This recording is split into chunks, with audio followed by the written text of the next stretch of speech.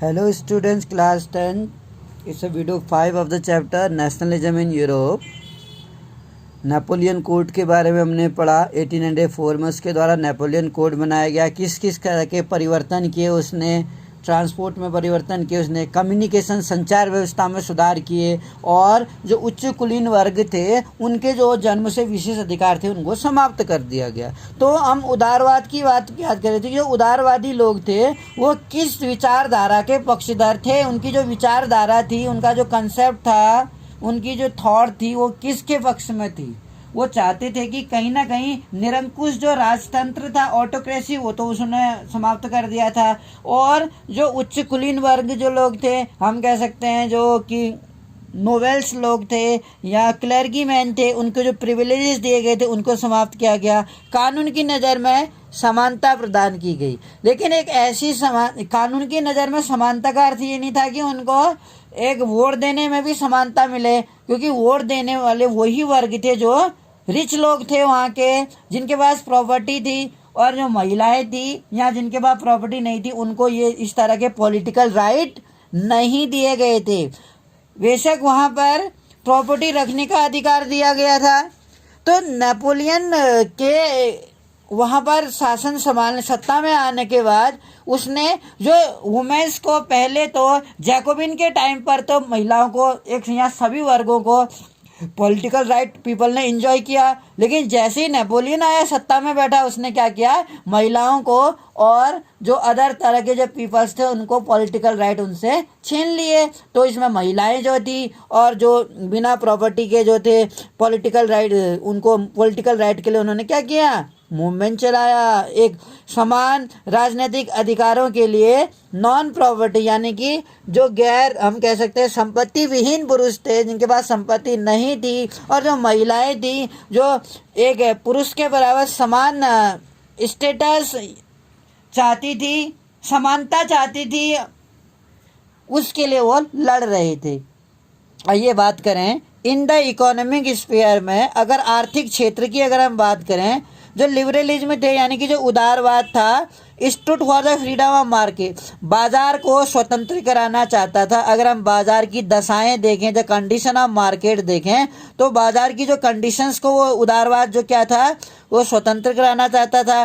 And the evolution of state impose restriction on the import movement of goods and capital, और जो राज्य ने abolition, रोक लगा रखी थी कि जो वस्तुओं और पूंजी का जो मूवमेंट था उसके नियंत्रण को खत्म करने के पक्ष में था उदारवाद। वो चाहता था कि इस देश से पूंजी और वस्तुएं आसानी से दूसरे देश में भी फ्लो करें। जो नियंत्रण लगा, रिस्ट्रिक्शन था, यानी कि बाजारों को मुक्त करना चाहता था। बाजारों में, दूसरे देश के बाजारों में भी चीज़ों का और पूंजी। तो किस तरह से जो उदारवाद था, जो राज्य द्वारा वस्तुओं और पूंजी पर जो पाबंदियां लगाई थी या नियंत्रण लगाए थे उसको खत्म करने के पक्ष में था।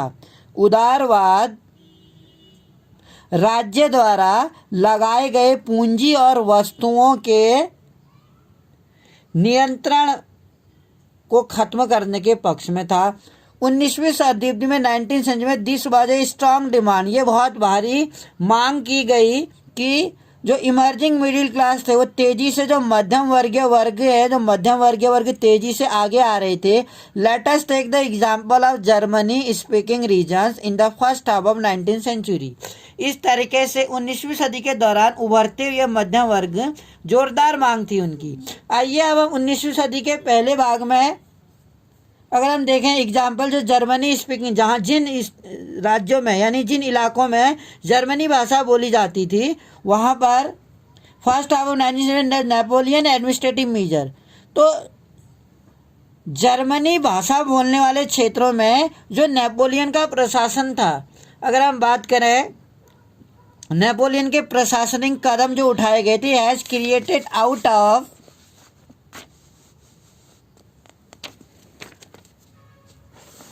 Countries small principality and confederation of 39 state, यानी कि नेपोलियन के जो एडमिनिस्ट्रेटिव मेजर्स थे उनके द्वारा क्या हुआ, जो बहुत ज़्यादा, जो काउंटलेस कहते हैं, बहुत अनगिनत स्मॉल जो प्रिंसिपलिटीज थे यानी छोटे प्रदेश थे, उनका एक महासंघ बन गया। डेफिनेटली बनना ही था, क्योंकि जो बाजार में राज्य ने जो बाजार में वस्तुओं और पूंजी पर नियंत्रण लगाया था, उसको हटाने के पक्ष में था उदारवाद। और उदारवाद चाहता था कि किस तरीके से वो जिसने देखा कि अनेक राज्यों में जहाँ पर नेपोलियन ने अपना साम्राज्य का विस्तार किया था, या अगर हम बात करें कि नेपोलियन का जो प्रशासन को चलाने का तरीका था, जो प्रशासन वहाँ चलाया जाना था, तो उनमें नेपोलियन शासित जो विजित प्रदेश थे, अनगिनत प्रदेशों में 39 स्टेट जो लगभग थे, उन अनगिनत प्रदेशों में भी 39 छोटे छोटे जो प्रदेश हैं, उन्होंने क्या बनाया, अपना एक संघ बना लिया। इनमें से प्रत्येक की अपनी मुद्रा थी। ईच ऑफ दीज प्रोसेस, हर क्षेत्र की वही अपनी अपनी करेंसी थी और अपना अपना वेट एंड मीजर था, यानी कि अपना अपना भार और मीजर, नाप तोल प्रणाली। जैसे मैंने आपको बताया था, नाप तोल प्रणाली फ्रांस की देन है। फ्रांस ने पूरी दुनिया में नाप तोल प्रणाली को क्या किया था, लागू किया था। फ्रांस के आधार पर ही पूरी दुनिया में ये चलन शुरू हुआ, नाप तोल प्रणाली। अ मर्चेंट ट्रैवलिंग इन 1833, अगर हम बात करें जो नापतोल प्रणाली थी, हर देश की अपनी करेंसी और नापतोल प्रणाली, 1833 की अगर हम बात करें तो फ्रॉम हेम्सबर्ग की अगर हम बात करें, हेम्सबर्ग टू न्यूरेमबर्ग में अपना माल बेचने वाले एक व्यापारी को 11 सीमा शुल्क नाकों से गुजरना पड़ता था। कितना स्ट्रेंज लगता है कि 1833 में जो कोई व्यापारी होते थे, जो 1830 में ट्रैवल करते थे, कहाँ से, हेम्सबर्ग से होके न्यूमेंसबर्ग तक, यानी कि इन क्षेत्रों तक यात्रा करते करते उनको अपने वस्तुओं को 11 कस्टम बैरियर से होके गुजरना पड़ता था। यानी कि 11 प्रकार के सीमा शुल्क उन्हें देने पड़ते थे। दूसरे क्षेत्र में जाने के लिए उन्हें टैक्स चुकाना पड़ता था, बैरियर्स थे, एंड पे कस्टम ड्यूटी ऑफ अवर 5%, और हमेशा से उनको क्या करना पड़ता था, 5% सीमा शुल्क, यानी कि एक सीमा से, एक बाउंड्री से दूसरी बाउंड्री में जब वो सामान ले जाते थे तो उनको वो टैक्स देना पड़ता था 5%। Duties were often levy according to the weight और मेजरमेंट ऑफ द गुड्स। और इसी तरीके से जो ड्यूटीज की अगर हम बात करें, हर क्षेत्र में अगर हम बात करें, हिसाब लगाने का समय लगे तो हम ये से पाएंगे कि जो अक्सर वस्तुओं का वजन या आकार के अनुसार लगाए जाते थे। जो शुल्क लगाए जाते थे, pay custom duty of 5% each of them, duties were often levy according to the weight and measurement. तो जो टैक्स लगाए जाते थे अक्सर किस पर लगाए जाते, लेवी अकॉर्डिंग द वेट, वस्तुओं के वेट, भार के और नाप के अकॉर्डिंग उनको टैक्स देना पड़ता था। ज़्यादा वस्तु का भार होता था तो ज़्यादा टैक्स, कम वस्तु का वेट होता था तो कम टैक्स लगाना पड़ता था, देना पड़ता था। एच ईच रीजन एरी ओन सिस्टम, क्योंकि हर क्षेत्र में, मैं आपको पहले ही बता चुका हूँ कि हर क्षेत्र की अपनी नाप तोल व्यवस्था थी। क्योंकि हो सकता है जहाँ इतना वेटेज पर इतना शुल्क देना पड़ता हो, वहीं दूसरे क्षेत्र में उसी वेटेज पर ज़्यादा शुल्क देना पड़ता हो या कम शुल्क देना पड़ता हो। हर देश की जो मेजरमेंट थी, वो मेजरमेंट और वेट जो मेजर करने की जो पॉलिसी थी वो अलग अलग थी। ईच रीजन के, ये याद रखिएगा, हर क्षेत्र की भार और माप प्रणाली अलग अलग थी। इन्वॉल्व टाइम कंज्यूमिंग कैलकुलेशन, और इस तरीके से क्या होता था, हिसाब लगाने में समय लगता था। इससे जो कैलकुलेशन जो होता था, कैलकुलेशन कराने में बहुत मुश्किल होता था कि वहाँ कितना था और वहाँ कितना टैक्स पड़ा उन्हें, और फिर दूसरे एरिया में आती थी, फिर वहाँ पर और दोबारा उन्हें अपनी चीज़ों को तुलाना पड़ता था और उसको मीजर करना पड़ता था, फिर टैक्स देना पड़ता था। 5% लगभग हर जगह पर उन्हें नई नई जगह पर देना पड़ता था। द मीजर ऑफ क्लोथ, अगर हम कपड़ों के नापने के पैमाने की बात करें तो वहाँ पर एले था, यानी कपड़े के नाप करने की प्रणाली को एले बोलते थे, कपड़े नापते थे। विच इज रीजन, अगर एले की बात करें तो हर रीजन में डिफरेंट लेंथ मापी जाती थी। एंड एले और टेक्सटाइल मटेरियल की अगर हम बात करें अगर 1 L कपड़ा फ्रैंकफर्ट में खरीदा जाता था, अगर हम बात करें 1 LA जो कपड़ा था टेक्सटाइल, अगर वो फ्रैंकफर्ट में खरीदते थे मान लो 1 LA कपड़ा, तो वुड गेट यू कितना कितना सेंटीमीटर मिलता था, 54.7। अगर वही 1 LA कपड़ा मेंज में खरीदा जाता था तो कितना मिलता था, 55.1। और वहीं 1 LA कपड़ा अगर न्यूमेरिक वर्ग में पढ़ते था 65.6, इन द फेरिस वर्ग में 53.5। हम समझ सकते हैं अगर हमारे पास करेंसी है तो या किसी देश की जो मुद्रा होती है वो तो अलग अलग होती है, और हर देश में अगर हम जाते हैं तो हो सकता है हमें उतने ही पैसे में दूसरे देश में ज़्यादा सामान मिले उतने ही पैसे में, और दूसरे देश में और ज़्यादा सामान मिले, क्योंकि हर देश की जो करेंसी की जो मेजरमेंट है वो अलग अलग है और माप जो प्रणाली अलग अलग है। यहीं भी हम देखते हैं गांव में हमें सस्ती दरों पर सब्जी मिलती है और शहरों में हमें वही सब्जी महंगी दरों पर मिलती है। तो वो एक एरिया पर भी डिपेंड करता है कि 1 LA में हर जगह पर फ्रैंकफर्ट में इतना कपड़ा और मेंज में इतना सेंटीमीटर कपड़ा और न्यूमेंस वर्ग में हमें इतना कपड़ा मिलता था, न्यूरेम्स वर्ग में और 5 वर्ग में 53 सेंटीमीटर कपड़ा मिलता था। Such condition were viewed as obstacle as economic exchange. नए वाणिज्यिक वर्ग, इस तरह से जो वाणिज्यिक वर्ग था, इस तरह की जो दशाएं थी, ऐसी परिस्थितियों को आर्थिक विनिमय जो इकोनॉमिक हम एक्सचेंज कह सकते हैं उसमें बहुत मुश्किल आती थी। And growth by new commercial classes, और जो नए वाणिज्यिक वर्ग की मतलब ग्रोथ थी हम कह सकते हैं, इसमें परिस्थितियों से उनके विकास में बाधा आती थी। यानी कि नए वाणिज्यिक वर्ग और नए आर्थिक जो एक्सचेंज था उसमें काफ़ी प्रॉब्लम्स होती थी। वो argue for the creation of unified economic territory, और इस तरह से क्या था जो ऐसे इसको बाधक मानते थे, एकीकृत आर्थिक क्षेत्र के निर्माण के पक्ष में तर्क दे रहे थे। वहाँ वस्तुएं, लोग और पूंजी का आवागमन बाधा रहित होता था। मतलब ऐसा चाहते थे कि वो क्रिएशन ऑफ यूनिफाइड, एक एकीकरण हो आर्थिक क्षेत्रों का, एक क्षेत्र से दूसरे क्षेत्र में जब पूंजी का आवागमन हो रहा है, वस्तुओं का आवागमन हो रहा है, तो इसमें allowing the unhindered movement, unhindered मतलब बिना बेरोक टोक, बाधा रहित हो, कोई बाधा ही ना हो एक पूंजी को आवागमन के लिए। 1834 की अगर हम बात करें, कस्टम यूनियन और the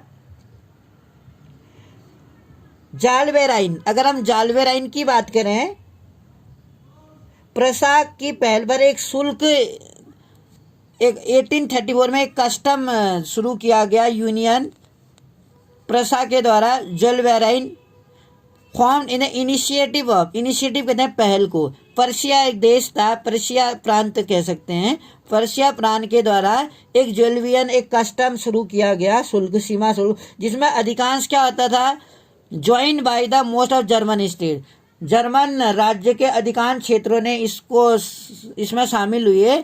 union abolished tariff barriers and reduce the number of currency, और इस तरीके से इस संघ ने शुल्क अवरोधों को समाप्त कर दिया। जो शुल्क लगता था, अलग अलग टैक्स देना पड़ता था, हर क्षेत्र अगर हर टेरिटरी से होके गुजरना पड़ता था सामान, तो टैक्स अलग अलग देना पड़ता था। तो इस चीज को क्या कर दिया इस संघ ने, शुल्क अवरोधों को द यूनियन एबोलिज, इस संघ ने एबोलाइज मतलब रोक लगा दी, समाप्त कर दिया टैरिफ बैरियर, जो टैक्स लगता था, जो शुल्क लगता था दूसरे देश में या दूसरे क्षेत्रों में वस्तुओं को पहुंचाने पर, उस टैरिफ बैरियर को, टैरिफ बैरियर का अर्थ होता है the tax impose by the government on the import of goods, जो देश में आयात करने पर जो टैक्स देना पड़ता है उसको टैरिफ बैरियर बोलते हैं। And reduce the number of currency, और इस समय क्या कर दिया उसने, जब शुल्क अवरोध को समाप्त कर दिया, मुद्राओं की संख्या 2 कर दी उसने। जो मुद्राओं की संख्या थी, number of currency from over 30 जो करेंसी थी नंबर, उससे 2 बना दी। द क्रिएशन ऑफ नेटवर्क, और इसके साथ साथ रेलवे का जाल बिछा दिया।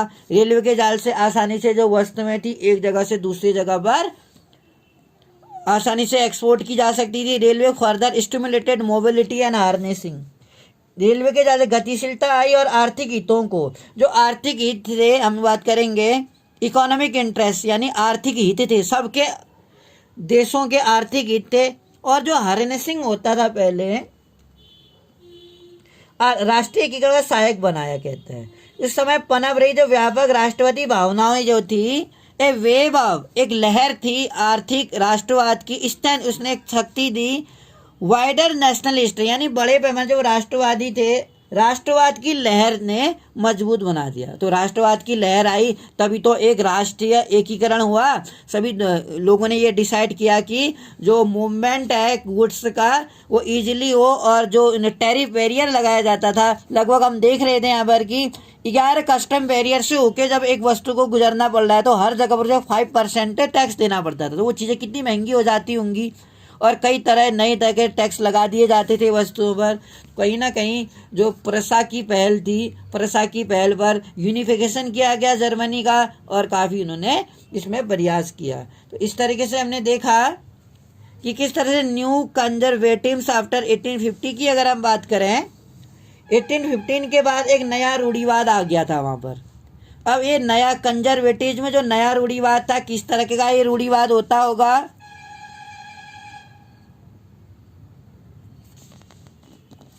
तो इसमें हमें दिखता है कि फॉलोइंग द डिफीट, जैसे नेपोलियन, तो नेपोलियन का हमें पता है कि 1804 में उसने नेपोलियन कोड बनाया था, नेपोलियन संहिता, कानून की अपनी एक संहिता बनाई उसने, जिसको फॉलो किया गया।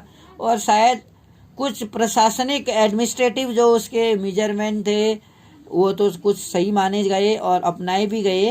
तो नेपोलियन 1815 में वाटरलू के युद्ध में हार गया। हम सभी जानते हैं बेल्जियम में वाटरलू युद्ध में नेपोलियन की हार हो गई। और जो यूरोपियन गवर्नमेंट्स थी, और ज़्यादातर तो नेपोलियन की हार के बाद ज़्यादातर यूरोपीय सरकारें रूढ़िवादी से की भावना से प्रेरित थी, और रूढ़िवादी मानते, जो रूढ़िवादी लोग थे, स्पिरिट ऑफ कंजर्वेटिज्म, रूढ़िवादी क्या मानते थे, बिलीव करते थे कि establishment traditional institution of state and society, यानी कि रूढ़िवादी मानते थे कि राज्य और समाज की स्थापित पारंपरिक जो संस्थाएं हैं, जैसे राजतंत्र है, चर्च है, सामाजिक ऊंच नीच संपत्ति है, और परिवार को बनाए रखना चाहिए। यानी कि ये होना चाहिए, क्योंकि रूढ़िवादी विचारधारा के थे, पुरानी पीढ़ियों को मानने वाले थे, उन्हें ऑटोक्रेसी को फेवर करने में न जाने ज़्यादा भी हेजिटेशन नहीं हुआ, क्योंकि वो कंजर्वेटिव्स थे। उनका मानना था कि वो मोनार्ची को फेवर कर रहे हैं, चर्च को फेवर कर रहे हैं, क्लर्गी मैन को फेवर कर रहे हैं, और सोशल हायर चीज,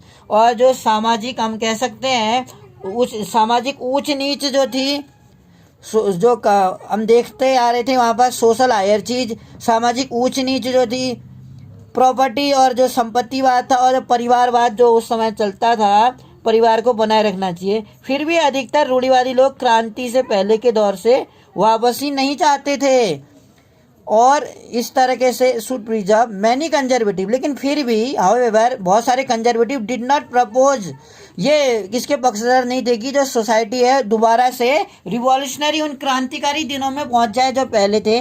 rather they realise from the change initiated by the Napoleon, और पहले के दौर से वापसी नहीं चाहते थे रूढ़िवादी लोग। क्रांति के पहले, जो क्रांति से पहले का दौर था, उससे वापसी नहीं चाहते थे। नेपोलियन द्वारा शुरू किए गए परिवर्तनों से उन्हें यह जान लिया था कि जो नेपोलियन ने परिवर्तन किए थे वहाँ पर, ध्यान दीजिएगा इस बात को, जो rather they realise from the change initiate by Napoleon, Napoleon के दिनों से जो उन्होंने बदलाव किए थे, नेपोलियन द्वारा शुरू किए परिवर्तनों से उन्होंने ये जान लिया था। Initiate by Napoleon, the modernisation could in fact stand traditional institution like the monarchy, यानी कि आधुनिकीकरण जो था मॉडर्नाइजेशन और राजतंत्र जैसी पारंपरिक संस्थाओं को मजबूत बनाने में सक्षम था।